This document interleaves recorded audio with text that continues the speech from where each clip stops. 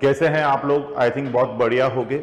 जैसे मैंने आपको कल टेक्स्ट की आरटीपी सॉल्व कराई थी सितंबर 2024 की, ऐसे ही आज मैं आपको जीएसटी की आपको आरटीपी सॉल्व कराने जा रहा हूं। देखो, काफी अपन बात करते हैं, जो अमेंडमेंट है उनको इसके अंदर कवर किया है और मैंने सारे अमेंडमेंट आपको क्लास के अंदर ही कवर करा दिए थे। तो आज अपन बात करने जा रहे हैं जीएसटी, जो आपका 50 मार्क्स का टैक्सेशन के अंदर पेपर है, तो वो 50 मार्क्स की अपन आरटीपी की बात करने जा रहे हैं। तो स्टूडेंट देखो, अपन बात करें यहां पर सबसे पहली चीज, तो ये जो स्टेटरी अपडेट को फॉलोअप कर रहा है, जो लेके चल रहा है, वो अपडेट लेके चलेगा।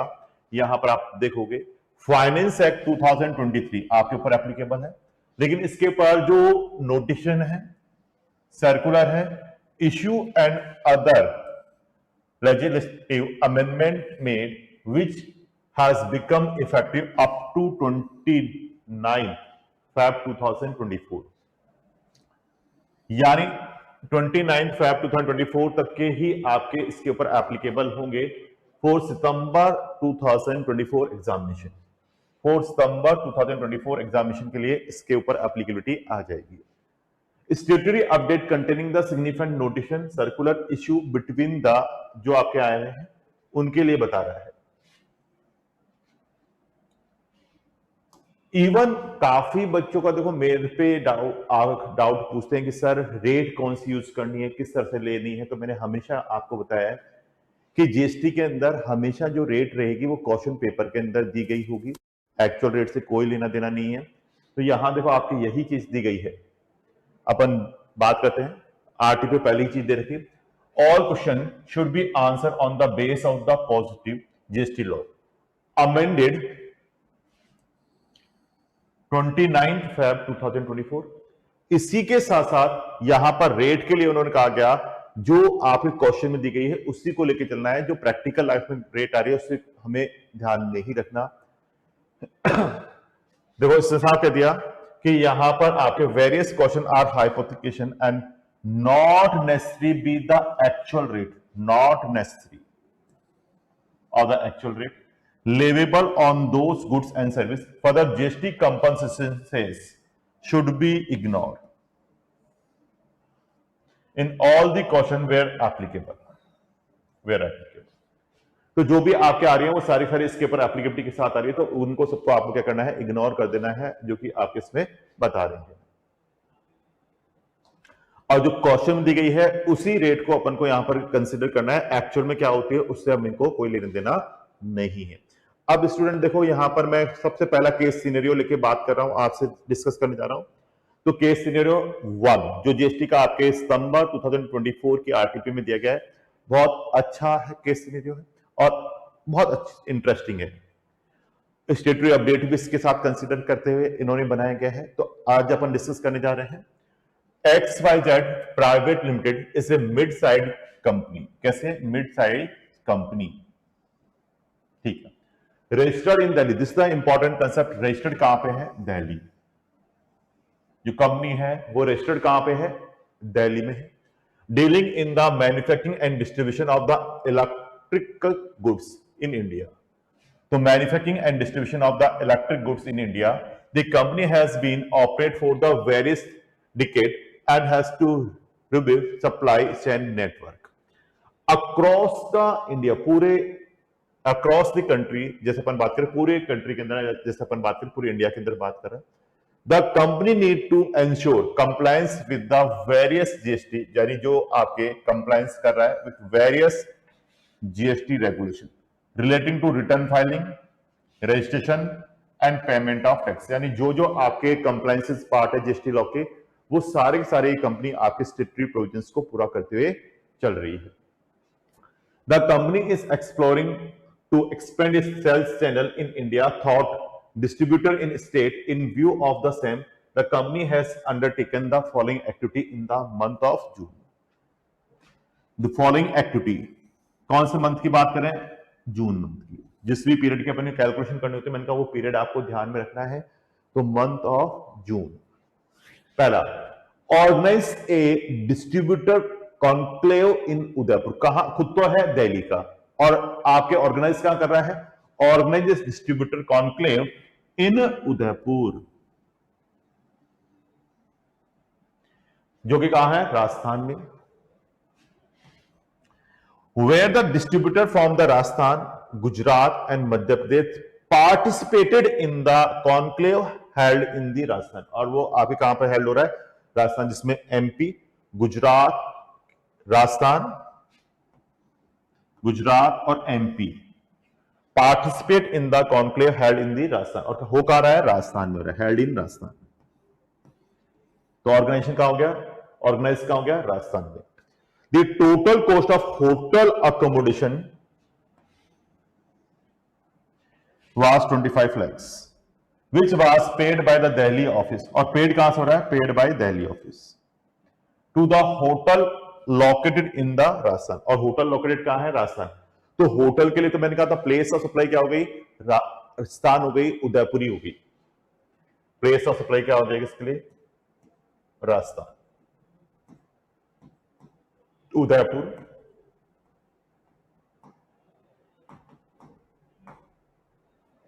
आप इसमें आ जाएगा। The company purchase certain gift item from the distribution to the participant in the conclave. The gift item were purchase from the vendor located in Ludhiana, Punjab and were delivered to the hotel in the Udaipur, Rajasthan for distribution to the participant of the conclave। The cost of the gift item was 25 lakh। और cost कितनी आ रही gift item की, 25 lakh। However, the value individual gift item was restricted to St. Patrick। तो यहाँ employer और employ नहीं है, distributor है, नॉट एम्प्लॉयर एम्प्लॉय। तो गिफ्ट आपके 50,000 वाला शेड्यूल 1 का प्रोविजन नहीं लगेगा। यहां पर जैसे अपन बात करते हैं, कंपनी अपने एम्प्लॉय को देती है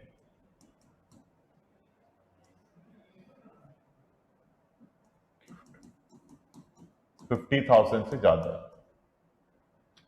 तो वो शेड्यूल 1 में जाएगा। लेकिन जब कंपनी यहां पर डिस्ट्रीब्यूटर को दे रही है, थोड़ा सा स्पेस कम हो गया, कंपनी यदि डिस्ट्रीब्यूटर को दे रही है इस जगह पे, शेड्यूल 1 का पार्ट नहीं है।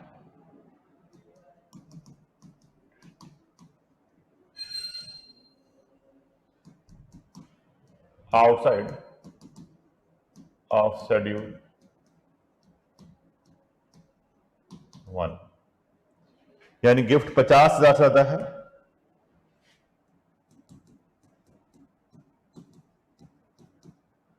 तो शेड्यूल 1 में तब कवर होता है जब वो एम्प्लॉय को दे रहे हैं। यहां पर ये गिफ्ट दिया जा रहा है, वो किसको दिया जा रहा है, डिस्ट्रीब्यूटर्स को। और ये कह रहा है, देखो, company purchase certain gift item distributor of the participant in conclave. The gift item were purchase from Punjab में, लुधियाना है वहां से, ठीक है। लेकिन डिलीवर कहां है, वह डिलीवर इन होटल। होटल कहां पे करा है, Udaipur, Rajasthan. This the build to ship model, build to ship model, this the build to ship model के अंदर इसमें कवर हो रहा है। और जब बिल्ड टू शिप मॉडल के अंदर कवर हो रहा है, तो ऐसे कि इसके अंदर यहां पर आपके दिखाई दे रहे हैं, तो this the cover is the build to ship model के अंदर आपके से कंसिडर किया जाएगा। The company purchase certain gift, तो this build to ship model हो गया, आईजीएसटी पे फॉलो होगा, क्योंकि यहां आपके क्या हो गया, प्लेस ऑफ सप्लाई क्या जाएगी इसकी, दिल्ली, और इसकी प्लेस ऑफ सप्लाई आ जाएगी student, Delhi. Build to ship model जो डायरेक्शन दे रहा है, इंस्ट्रक्शन दे रहा है, याद करो मैंने आपको कराया था, वही है। The company purchase an insurance policy for its employee travelling for the conclave. The premium for such insurance policy was rupees 1 lakh, which was paid by the company।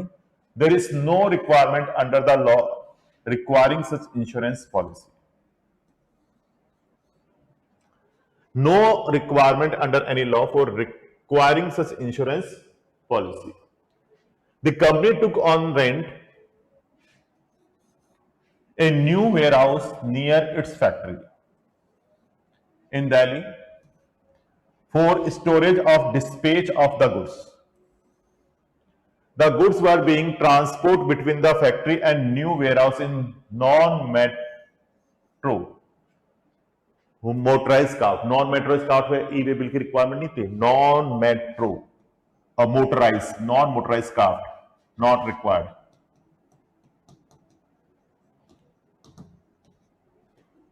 E way bill non motorise craft है। तो मैंने आपको बताया ना, अपन बैलगाड़ी से, ऊंट गाड़ी से, या कोई इंसान अपने सर के ऊपर या रिक्शा में रख के लेके जा रहा है, तो वो उस केस में नॉन मोटराइज व्हीकल पे ई वे बिल की रिक्वायरमेंट नहीं होती।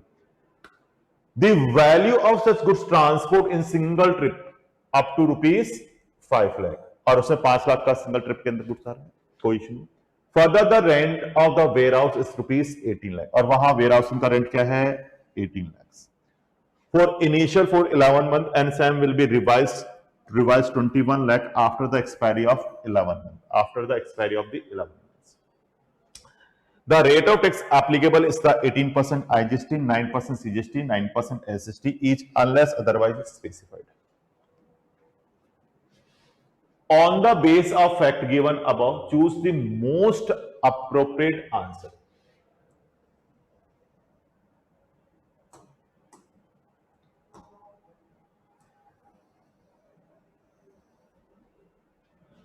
तो क्वेश्चन 1 to 5 इसमें बताया गया which following the statement is correct. तो आपके पूछ रहा है कौन सा स्टेटमेंट करेक्ट है। अपन ने केस स्टडी पढ़ ली। अब इसमें अपन बात करते हैं विच of the following statement is correct.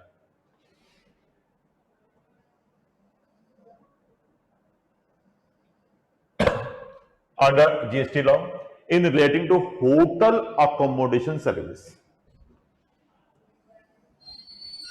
Receive by the company. Hotel accommodation service कौन रिसीव कर रहा है? कंपनी रिसीव कर रही है, उसके रिगार्डिंग आपके बता रहा है। तो देखो स्टूडेंट, यहां पर बात करते हैं अपन, hotel shall be charge GST and SGST in the invoice issue to the company. Correct है, बिल्कुल करेक्ट है। Hotel shall be charge CGST and SGST invoice issue to the company. तो होटल के लिए प्लेस ऑफ सप्लाई क्या है? उदयपुर, तो CGST और एसजीएसटी ही चार्ज करेगी, बिल्कुल करेक्ट है। The hotel shall charge IGST in the invoice issue. No, IGST charge नहीं कर सकती। The place of supply उसके लिए क्या हो गई? उदयपुर, राजस्थान।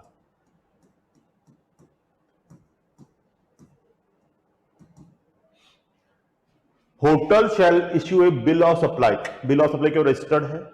वो तो एग्जम्प्टेड सप्लाई के लिए होता है। Hotel shall be charge CGST SGST to extend charge and relating to the participant of the Rajasthan, ये भी नहीं होगा। एंड आईजीएसटी एक्सटेंड चार्ज, ये भी नहीं है। तो आपका आंसर हो जाएगा A, the hotel shall charge CGST and SGST in the invoice issue to the company. तो ये इस केस में आपको बता रहा है। तो आई थिंक फर्स्ट क्वेश्चन आपका क्लियर हो गया होगा। देख लीजिए आप,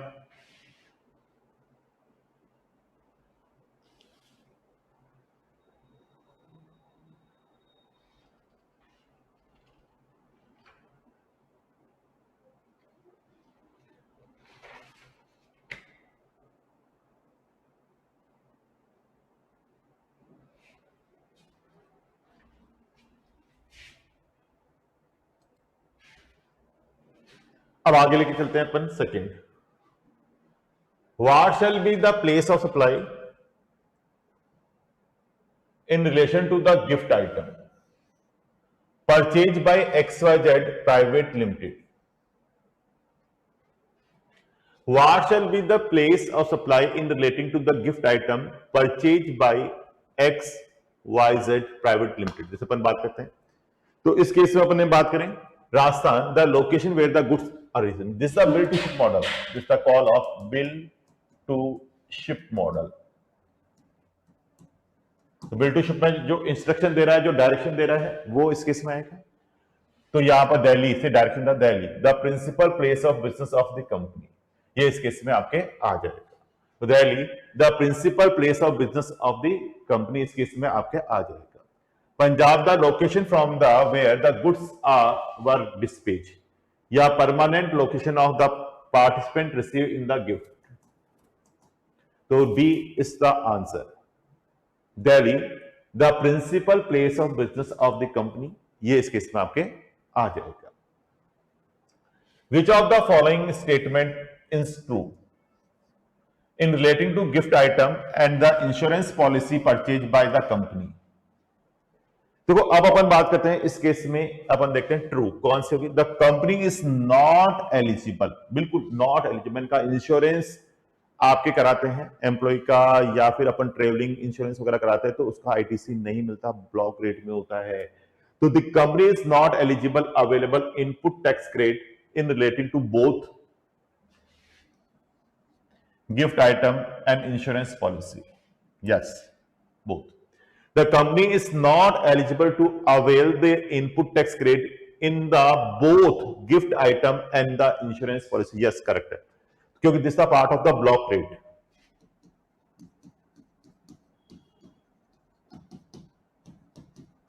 Section 17(5). The company is eligible to avail input tax credit नहीं मिलेगी। The company is eligible avail input tax credit only on the insurance policy नहीं मिलेगी, दोनों की नहीं मिलेगी। Where no restriction in availing input tax credit to the gift and insurance है, ये भी गलत है। तो आंसर इसका ए, दोनों की आपको आईटीसी अवेलेबल नहीं होगी। Which of the following statement is correct in relating to the issue of e-way bill for the transportation of goods between factory and warehouse in non-motorized craft? नहीं जरूरत है आपको। देखो इंट्रास्टेट सप्लाई हो 50 kilometre से तो वैसे भी रिक्वायर्ड नहीं होता, और ये तो नॉन मोटराइज व्हीकल में ई-वे बिल की जरूरत नहीं होती है, this is non motorise vehicle. तो यहां पर जब अपन बात करेंगे नॉन मोटराइज व्हीकल की, तो वहां आपको ई-वे बिल की रिक्वायरमेंट नहीं आएगी। ई-वे बिल इज रिक्वायर्ड नहीं आएगी, गलत है। E-way bill is not required, correct है। To be issue in the given case irrespective of the consignment value of goods, correct है। नॉन मोटराइज व्हीकल में मैंने कहा ई-वे बिल रिक्वायर्ड नहीं होता है, यही है। E-way bill is required to be issue of gift of consignment value above 50,000, इससे मतलब ही नहीं है ना, नॉन मोटराइज व्हीकल है। E-way bill is required to be issue of gift and consignment value above rupees 1 lakh. Which of the following statement is most appropriate in relating to the new warehouse taken on rent by the company? देखो दिल्ली का दिल्ली में है, तो क्या उस case के अंदर जहां पर आपने रजिस्टर नंबर ऑलरेडी ले रखा है वहीं पे है, तो एडिशनल प्लेस हो गया, तो उस केस के अंदर आपको नया रजिस्टर नंबर लेने की जरूरत नहीं है। तो separate registration is not required, यही हो गया इसका। 5 का भी ए हो जाएगा कि सेपरेट रजिस्टर नंबर लेने की उसको जरूरत नहीं है। तो separate register number is required, not. GST registration is required as per the catch no. Separate registration is required once the rent is more than, नहीं, ये इसका आंसर नहीं होगा। तो first answer separate register number लेने की requirement नहीं आएगी। क्लियर है? एक बार इनको पढ़ लो, फिर अपन आगे सब्जेक्टिव वाले क्वेश्चंस को करते हैं।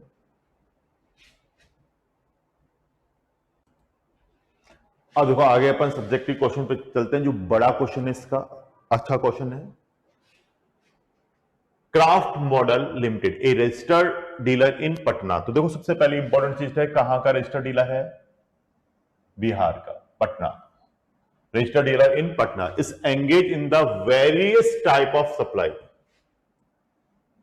It is not engage in the renting of car, not engage, वो कार के रेंटिंग नहीं लगे तो उसका आईटीसी नहीं मिलेगा, इसलिए उसने कहा not engage in renting of car business. ठीक है।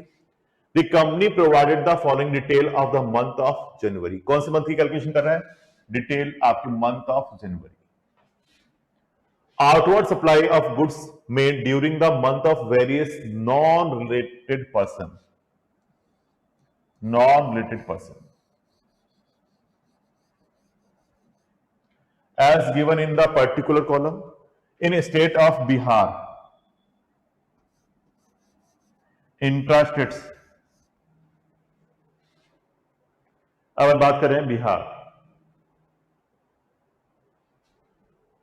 इंट्रास्टेट, बिहार का बिहार में, तो मार्केट वैल्यू से मुझे कोई मतलब नहीं है। मैंने कहा assessable value equal to transaction value, A B equal to आपको लिखवा रखा है ट्रांजेक्शन वैल्यू। तो आपको जब तक कुछ नहीं कहा तो उसने कहा non related, supplier and recipient are unrelated person, non related person है। Price must be sold consideration. तो ऐसे केस में मैंने आपको लिखवा रखा था कि अपन को क्या लेनी होती है उस केस में, assessable value equal to transition value. Supplier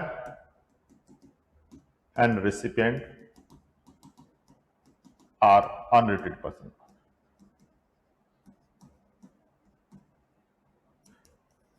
A price must be sole consideration। तो अपन किस पे फोकस करना है, इस पे। अब स्टूडेंट अपन यहां पर बात कर रहे हैं ट्रांजिशन वैल्यू, इसको लेना है आपको। तो ट्रांजिशन वैल्यू में बात करूं तो इस केस के अंदर in the state of Bihar interested, जब तक कुछ नहीं कहा जाता तो मैंने कहा रेट क्वेश्चन में दी जाएगी वही लेनी। तो क्वेश्चन में देखो अपन रेट बात करेंगे तो यहां दे रखी है ये रही, all the amount given above are exclusive of tax where applicable during the course of the arranging the filing of the document। इसके आगे देखो अपन बात करते हैं रेट यहां दे रखी है, this one all other inward and outward supply 9%, 9% and 18%। तो अपन बात करते हैं ये रही रेट लगेगी 9%, तो ये जगह 36,000, 9% 36,000, और ये इंटरेस्ट सप्लाई है तो 18%। मैं कैलकुलेटर ले लेता हूं।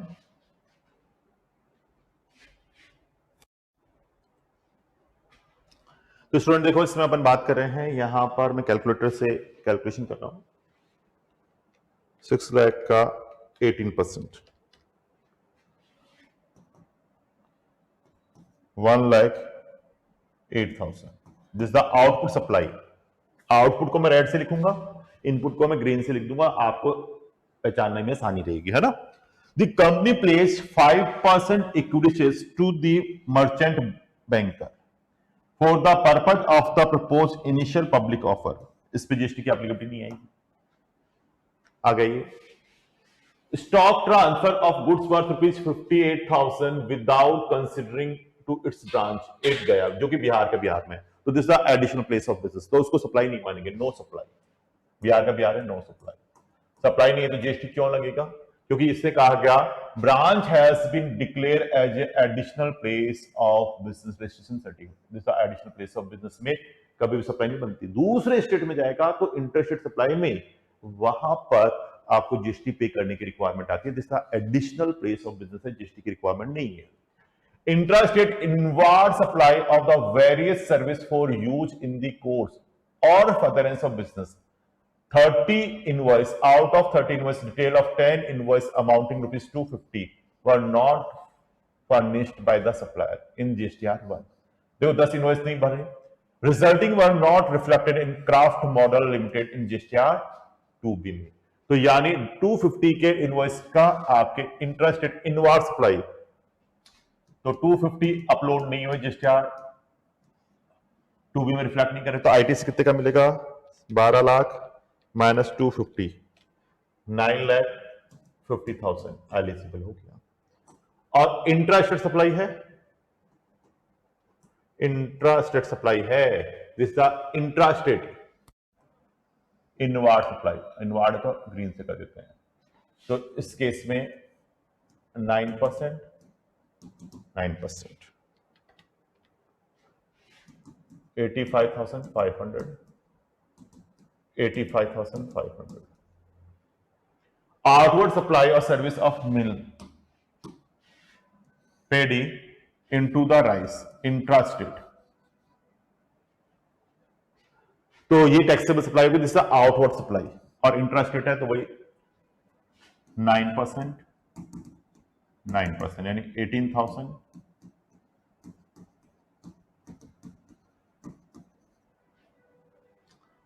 आउटवर्ड सप्लाई और service given truck on hire to the government authority. Government authority को दे रहे हैं तो आउटवर्ड सप्लाई पे क्या लगेगा, जीएसटी लगेगा, और वो जीएसटी किस में लगेगा आपका सर, वो जीएसटी लगेगा फॉरवर्ड चार्ज में, एफसीएम चार्ज मैकेनिज्म। तो यहां पर देखो आउटवर्ड सप्लाई की रेट क्या दे दी, यहां दे दी। Car rental transportation passenger by air 2.5, तो ये 9% में जाएगा। अदर्स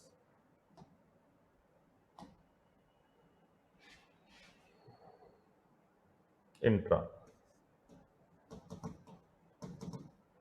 आउटवर्ड सप्लाई है 150 का 9%, 13,500, 13,500।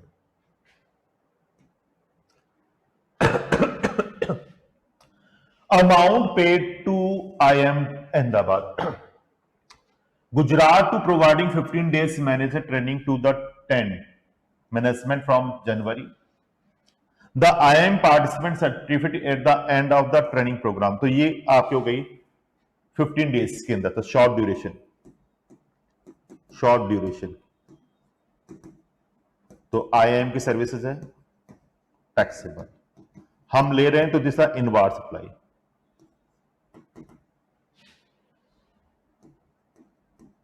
हमारे लिए इनवार्ड सप्लाई। तो भैया इस केस में यहां पर अपन बात करें, इनपुट बनेगा ये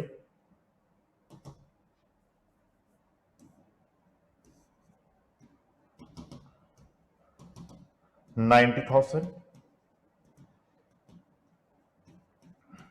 no no no no, Ahmedabad है ना,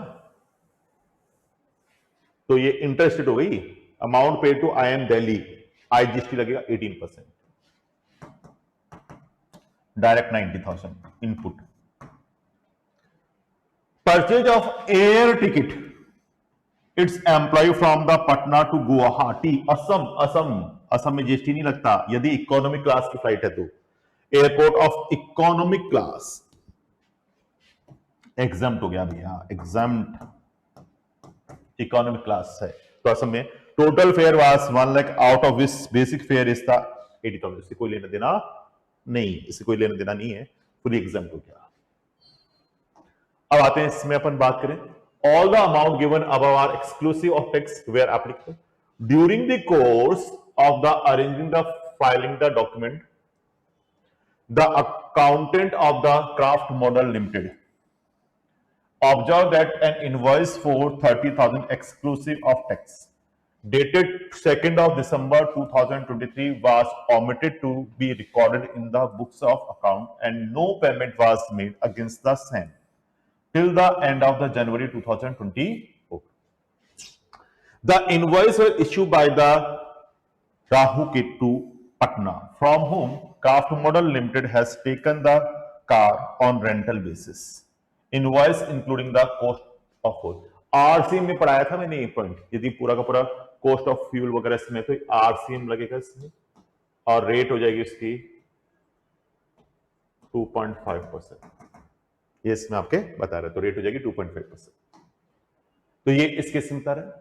regarding the pledge of the shares, the face value of the shares is 5 lakh, the market value of shares इससे कोई मतलब नहीं है, एग्जम्प्ट है। GST रेट अपने पढ़े।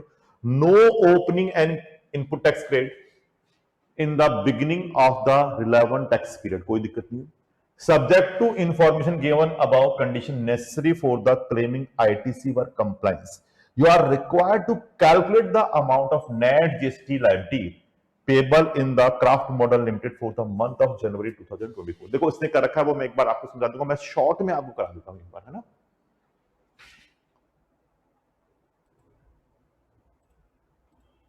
तो देखो मैं आपको करा देता हूं सिंपल वर्डों में, यहां से आप ले लो पहले वाले से। मेरे पास आउटवर्ड सप्लाई देखता हूं, पहला इंट्रा इंटर, है ना। तो outward supply of goods made during the month of non related person, ये तो आंसर स्टार्ट हो गया, मैं आपको शॉर्ट में करा देता हूं।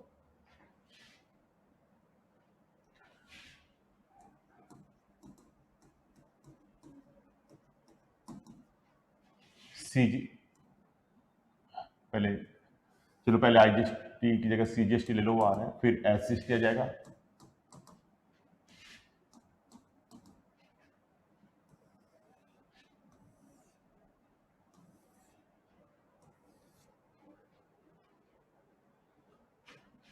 इंट्रास्ट रेट,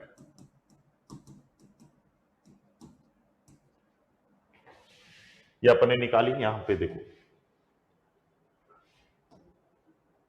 36 और 1,08,000।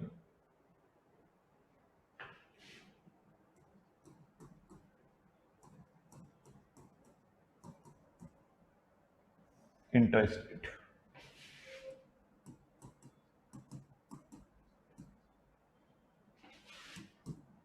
1,08,000।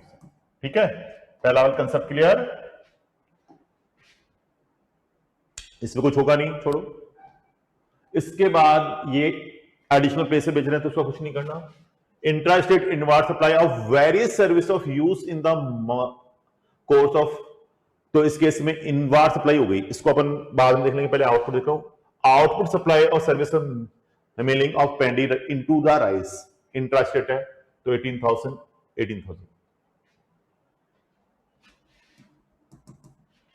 तो अपन बात करें यहां पर,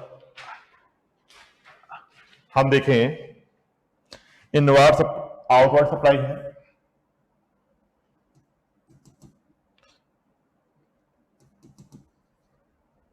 of paddy into rice, intrastate, तो इस केस में आपका जाएगा 18,000, इस पे नहीं आएगा। ये हो गया आपने 18। फिर आ रहा है outward supply of service of given truck on hire to government authority, intrastate outward supply है ये भी।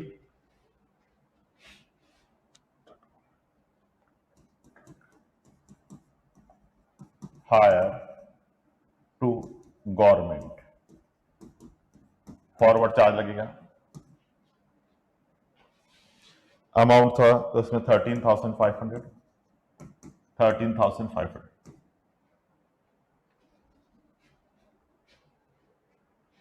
इसके बाद अपने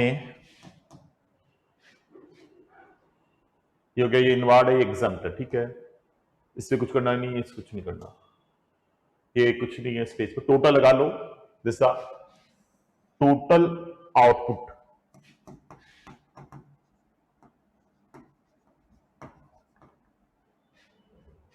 जीएसटी में कैलकुलेटर लेता हूं,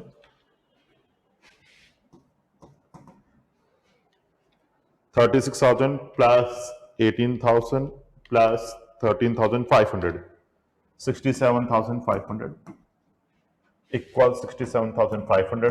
ड्यूल जीएसटी कंसेप्ट है ना, और ये जगह 1,08,000 करेक्ट है।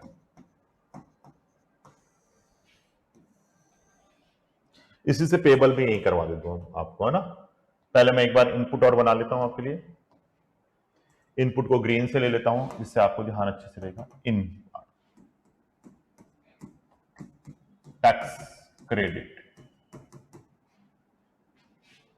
Electronic credit list, CGST, SC ST, IGST.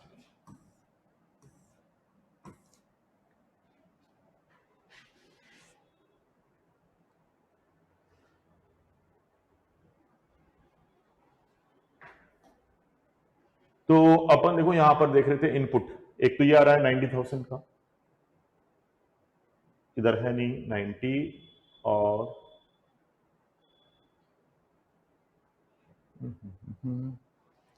90,000 का तो एक साइड आ गया अपना,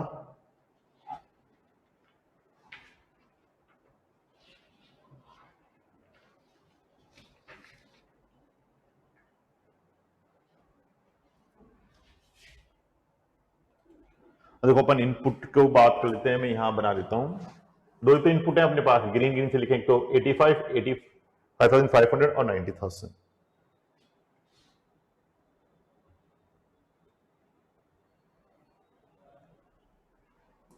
इनवार्ड सप्लाई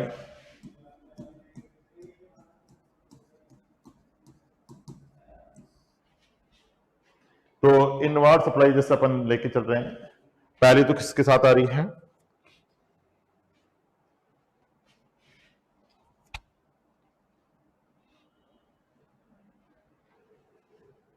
गुड्स के लिए जिससे 12 लाख का था, और इनवॉइस अपलोड नहीं हुए थे 250 के,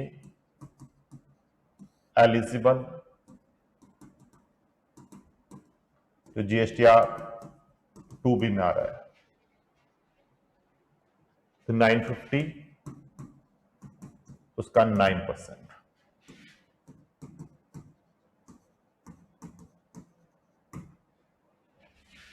और फिर आ जाएगा इंटर स्टेट सप्लाई।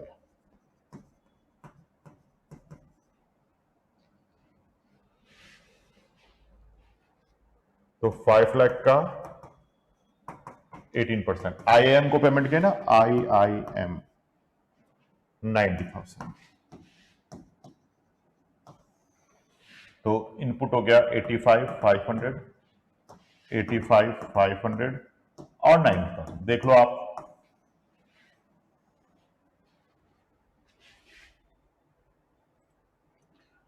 अब देखो जब ये इनपुट आ गया तो इसको इसके साथ एडजस्ट कर लूं, मैं इसको यहीं करा देता हूं आपको इनपुट। पहले इंटरेस्टेड,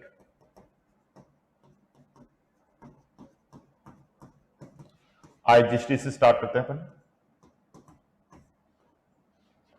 तो 90,000 इनपुट रखा है अपने पास, पूरा यूज हो जाएगा, और ये है 85।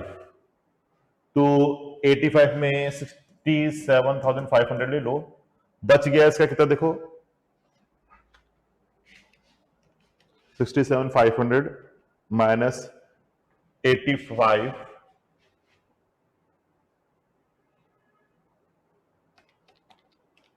18,000। तो ये 18,000 इधर दे दो,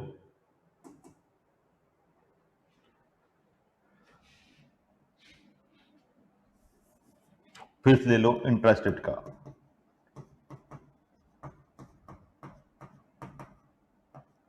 सीजीएसटी 18 बच गया, पूरा 18,000 दे दो, खत्म हो जाएगा, और एसजीएसटी बच जाएगा।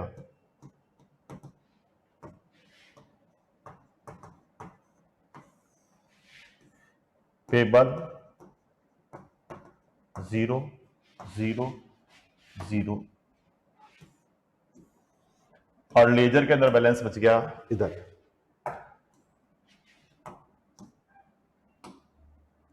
लेस यूटिलाइज, ब्लू से यूटिलाइज कर देते हैं। पहले आईजीएसटी गया पूरा 90, फिर सीजीएसटी 67,500, बच गया 18, 85,500 0, फिर आईजीएसटी में ये यूटिलाइज हो गया,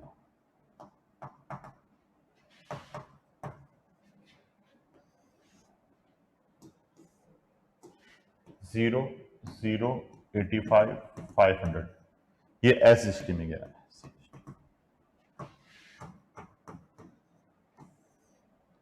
बैलेंस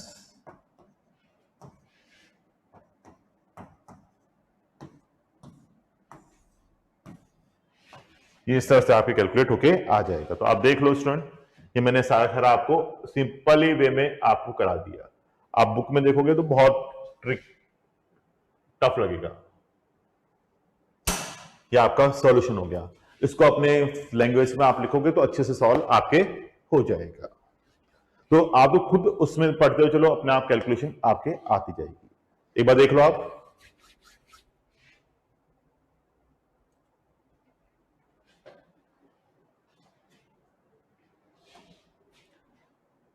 इसमें आप क्या गया,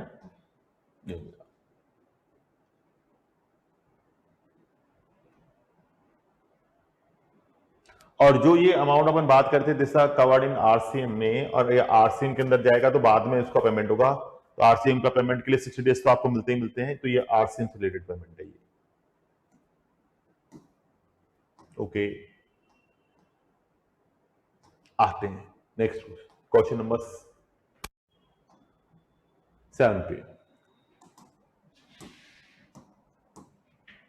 Briefly examine whether taxable value of supply in the following independent case: G1 Limited registered under the GST,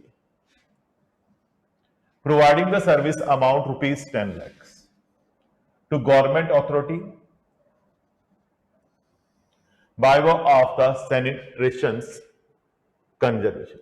तो देखो, Jeevan Ram limited registered under the GST providing the service of amount to ₹10 lakh to governmental authority by way of the sanitation. देखो ये मैंने कहा स्टेटरी update का भी update आया था, मैंने अपडेट कराया था, तो एग्जामिनेशन में नया जुड़ा था कि गवर्नमेंट अथॉरिटी को यदि अपन ये तरह दे रहे हैं तो फुल्ली एग्जाम्प्ट है स्टूडेंट, फुल्ली एग्जाम्प्ट है। आप पढ़ लो, ये रहा सैनिटेशन कन्वेंस इज एग्जाम, लेकिन तभी है जब गवर्नमेंट अथॉरिटी को दी जा रही है तो पूरे 10 लाख का अमाउंट एग्जाम हो गया। इसके बाद Raju transporter a registered goods transport agency providing service of transportation of goods to Kukreja company unregistered partnership firm, उससे कोई फर्क नहीं पड़ेगा, अनरजिस्टर्ड है तो भी कोई फर्क नहीं पड़ेगा। Kukreja and company paid ₹8,000 by Raju transporter as a consideration. तो देखो ये आरसीएम में टैक्सेबल होगा, चाहे पार्टनरशिप फर्म रजिस्टर्ड हो या नहीं हो, उससे कोई फर्क नहीं पड़ेगा। यदि कोई ट्रांसपोर्टर अनरजिस्टर्ड पार्टनरशिप फर्म को भी देता है तो आरसीएम में वो टैक्सेबल होगा, वेदर रजिस्टर्ड और नॉट, उससे कोई फर्क नहीं पड़ने वाला। तो यहां पर आरसीएम के अंदर टैक्सेबल होगा। Amardeep hospital provide the service in the neonatal intensive care for 2 days। तो मैंने कहा आईसीयू, सीसीयू, एनसीयू, तो ये आपके सर्विसेज दी जा रही है, टोटली फुल्ली एग्जाम्प्ट है, तो ये फुल्ली एग्जाम्प्ट है। ये क्रिटिकल यूनिट होती है, आपको याद होगा मैंने बताया था क्रिटिकल यूनिट के अंदर यदि सर्विस दी जा रही है फुल्ली एग्जाम्प्ट होगा, चाहे आईसीयू के सीसीयू या फिर आईसीसीयू, फिर इसके बाद एनआईसीयू, ये जितनी भी हैं क्रिटिकल केयर यूनिट है और ये फुल्ली एग्जाम्प्ट होगी, एग्जाम्प्ट अंडर जीएसटी लॉ। तो ये जीएसटी के अंदर फुल्ली एग्जाम्प्ट आपके रहने वाली, पूरा का पूरा अमाउंट करेगा एग्जाम्प्ट। आगे लिखते हैं, Ramano limited a registered entity under GST has demerged its operation with effect from 31 October 2023। The registration of Renamo Limited has been cancelled suo motu by the proper officer। किसने कर दिया? Cancelled suo motu by the proper officer, जो आपका proper officer उसने suo motu आपका registration cancel कर दिया।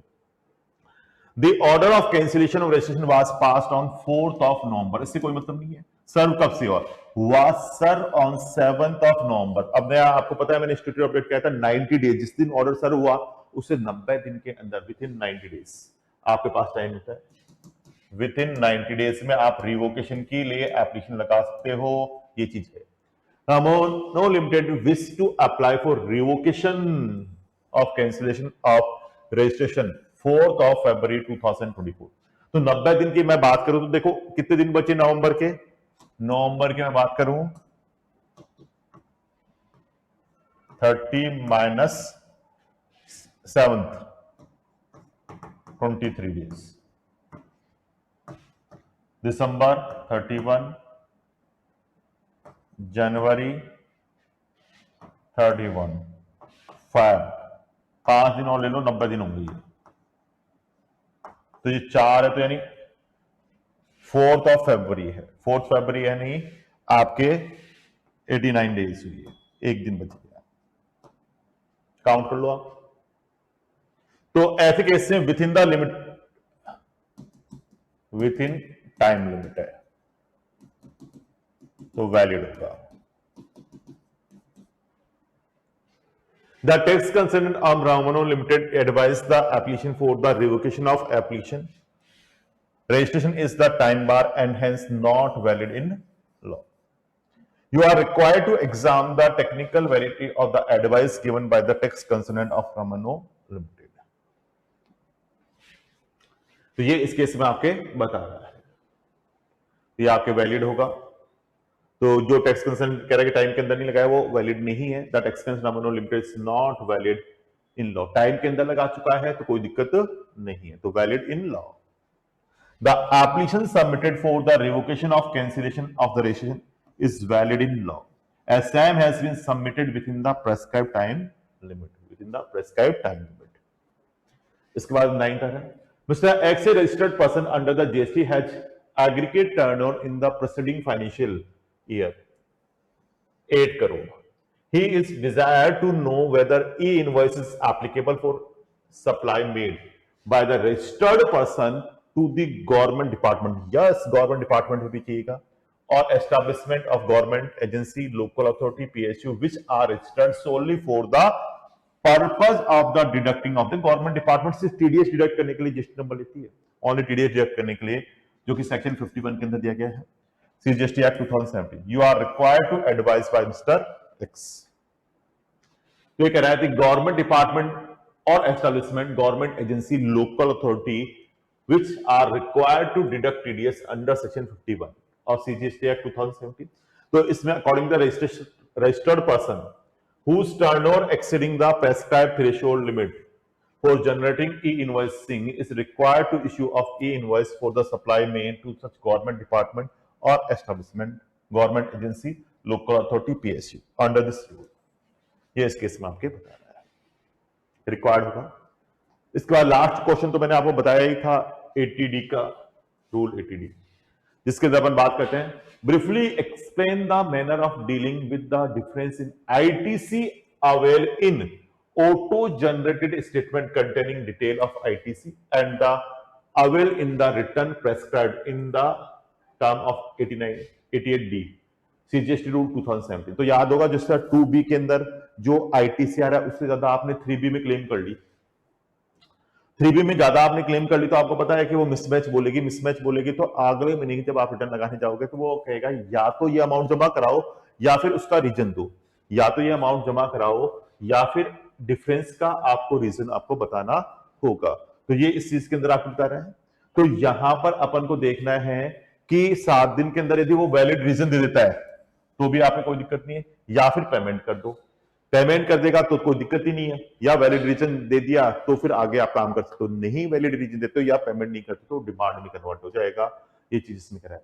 Where the amount specified in intimation remaining, जो डिफरेंस क्रिएट हो रहा है उसका इंटीमेशन है, is paid within the 7 days period, where या तो 7 days में पेमेंट कर दो, या where no explanation reason is furnished by the registered person, default where the explanation reason furnished by such person not found to be accepted by the proper officer, the said amount shall be liable to be demanded in according with the provision of section 73 or section 74 of the CGST Act 2017। तो देखो ये student मैंने आपको पूरे GST के जो आपके MCQ थे, केस सिनेरियो थे और जो सब्जेक्टिव क्वेश्चन थे सारे सॉल्व करा दिए जो इंस्टीट्यूट की वेबसाइट पे हैं। कल मैंने टैक्स की आरटीपी करा दी थी और आज मैंने जीएसटी की आपको कंप्लीट करा दी है। तो बहुत इजी क्वेश्चन आए और मैंने कहा स्टेटरी अपडेट को साथ में लेते हुए इसमें कंसीडर किया गया है। तो आप अच्छे से इसको स्टडी करो स्टूडेंट, मन लगा के पढ़ाई करो। Thank you very much student.